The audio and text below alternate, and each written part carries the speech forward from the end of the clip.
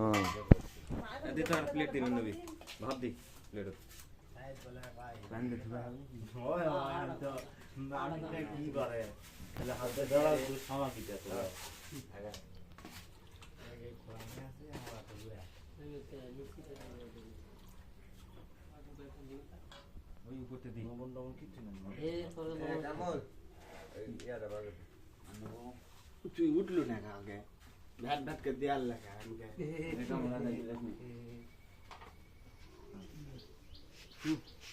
এই রে প্যান দি ছোঁয়াটা তুই এলা আগে দিরে